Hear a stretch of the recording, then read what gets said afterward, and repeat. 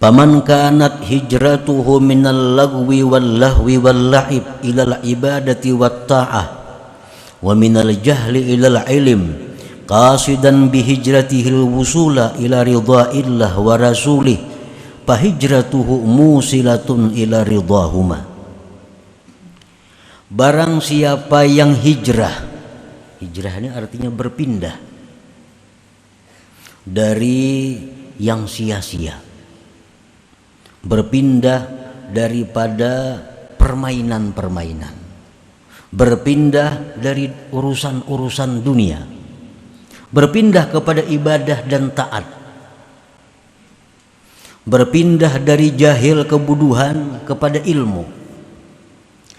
Tujuan dengan berpindahnya itu adalah sampai kepada keridhaan Allah dan Rasul, maka berpindahnya itu menyampaikan kepada ridha Allah dan Rasul.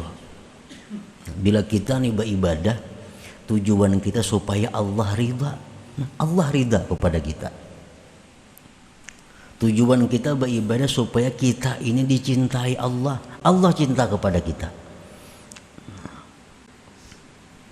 Wa man kanat hijratuhu min dzalik ila dzalik qasidan ghaira dzalik faqad khaba qasduhu mas'ah wa ghayatu hijratihi ma hajara ilaih. Barang siapa yang pindah dari urusan dunia kepada perkara ibadah, tujuannya tidak mencapai ridha Allah, maka sungguh rugi tujuannya dan rugilah usaha perjalanannya itu. Dan kesudahan pindahnya itu adalah sesuatu yang dia pindah kepadanya. Nah, para muhibbin rahimakumullah, di zaman Rasulullah SAW itu ada masa di mana diwajibkan orang muslim mukmin yang di kota Mekah itu hijrah ke Madinah. Ada masanya waktu itu. Lalu sahabat-sahabat ini ada yang hijrah ke Madinah itu semata-mata karena Allah, karena mencapai keridhaan Allah, seperti Abu Bakar Siddiq radhiyallahu anhu, seperti Sayyidina Umar, Sayyidina Ali, Sayyidina Utsman.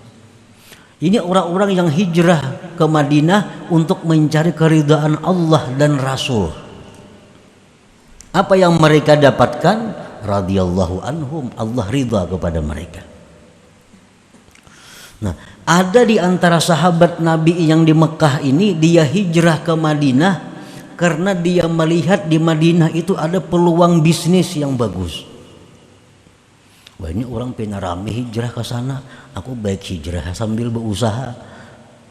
Hijrah ke Madinah, membuka usaha di Madinah, kaya, sugih.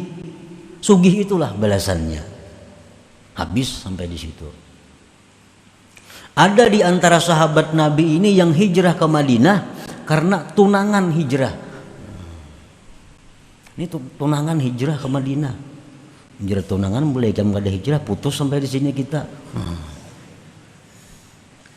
Wa ilam ra'atin yankihuha.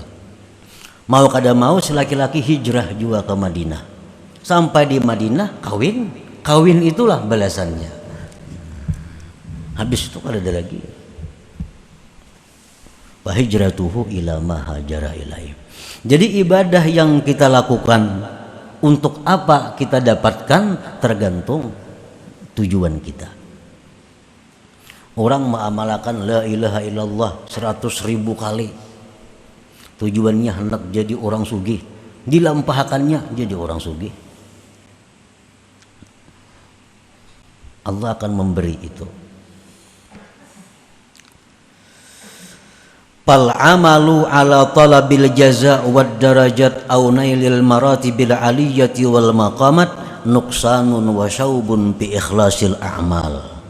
Beramal untuk mencari balasan, mencari derajat, mencapai martabat tinggi dan kedudukan, itu adalah kurang dalam ikhlasnya amal.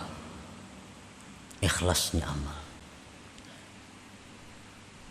Kalau kita beramal supaya ke surga, kita beramal supaya terhindar dari neraka, ini oleh para ulama disebut ikhlas juga, tapi kurang ikhlasnya.